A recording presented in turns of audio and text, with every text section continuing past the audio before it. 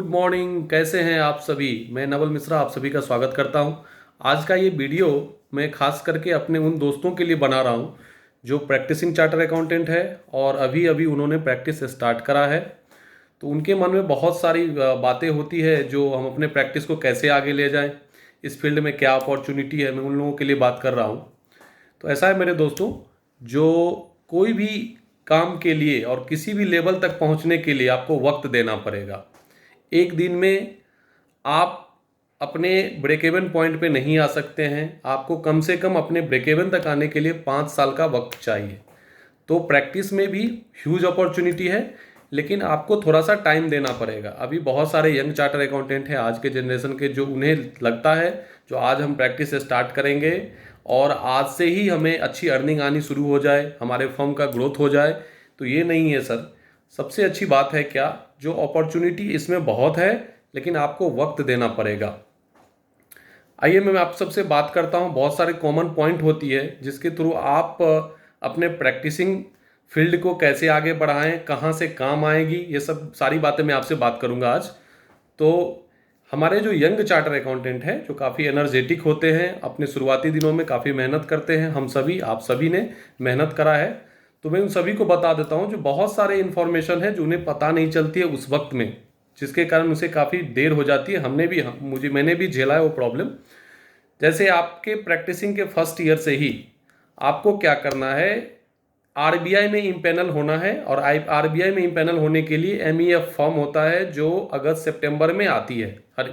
हर एक ईयर में एमईएफ फॉर्म आती है जिसको आपको अप्लाई करना है प्रैक्टिसिंग स्टार्ट करते ही फर्स्ट ईयर में। जनरली क्या होता है, लोगों को पता नहीं चलती है और ऐसे भी मार्केट में बातें आती है जो 3 साल तक आपको बैंक ऑडिट नहीं मिलनी है। तो लोग समझते हैं 3 साल तक हमको अप्लाई नहीं करनी है। नहीं, ऐसी बात नहीं है। आपको अप्लाई हर एक साल करनी है और एमईएफ फॉर्म भरने हैं हर एक साल। जब आप 2 साल 3 साल फॉर्म भरेंगे तब आपको बैंक ऑडिट मिलनी शुरू हो जाएगी। अच्छा, एक हमारे इंस्टीट्यूट का खास बात यह है, जो हमारे सबसे छोटे फॉर्म होते हैं, जो सबसे रूरल एरिया में होते हैं, छोटे फॉर्म होते हैं, खास करके उनको आरबीआई के थ्रू बैंक ऑडिट पहले मिलता है। स्टैट्यूटरी बैंक ऑडिट उसको मिलना ही है।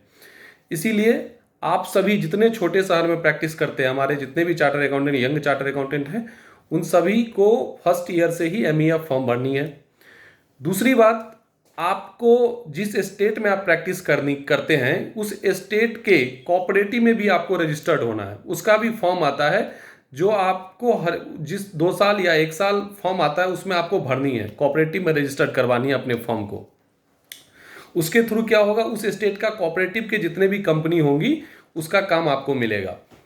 तीसरा है, जो गवर्नमेंट कंपनी का ऑडिट करने के लिए, गवर्नमेंट विंग्स का ऑडिट करने के लिए आपको सीएनएजी में इम्पेनलमेंट होना पड़ता है आपके फॉर्म को।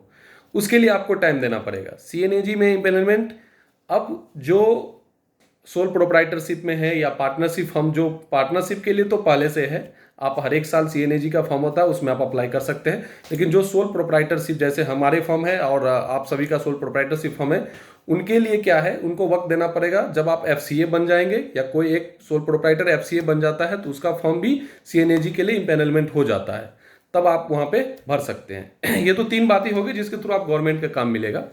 इसके अलावे भी दोस्तों बहुत सारी अपॉर्चुनिटी है जो छोटे फॉर्म छोटे शहर लेवल पे भी आप कर सकते हैं।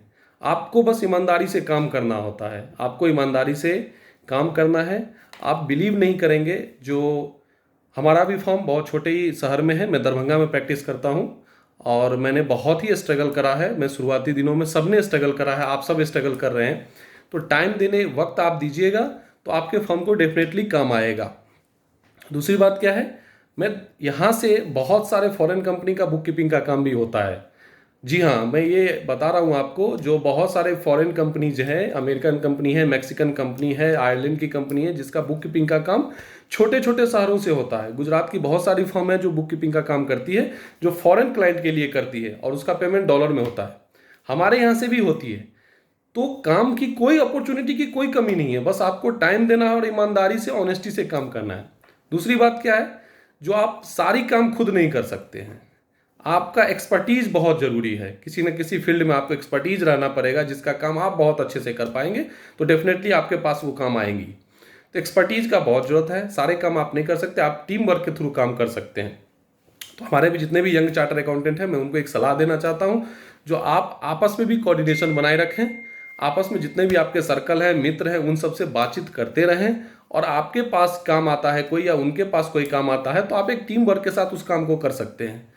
तो डेफिनेटली बहुत अपॉर्चुनिटी है, आपको घबराना नहीं है। बस बहुत सारे लोगों का जो सर मैंने प्रैक्टिस से स्टार्ट करा है, कैसे ग्रोथ करें, क्लाइंट नहीं हो रहे हैं, ये छोटे शहर में क्या अपॉर्चुनिटी है, हम मिलेगा क्या, तो मैं इन सबको बता देना चाहता हूँ जो सर काम की कोई कमी नहीं है। आप बस ईमानदारी से, ऑनेस्टी से काम करें, आपको डेफिनेटली आपका फर्म ग्रोथ करेगा और आपको काम मिलेगा। आप बहुत अच्छे पोजीशन पे जा सकते हैं। इसके लिए आपको टाइम देना पड़ेगा। 5 साल 10 साल लगते हैं सर किसी भी फर्म को ब्रेक इवन में आने के लिए, आपको उतना टाइम देना ही पड़ेगा। जय हिंद।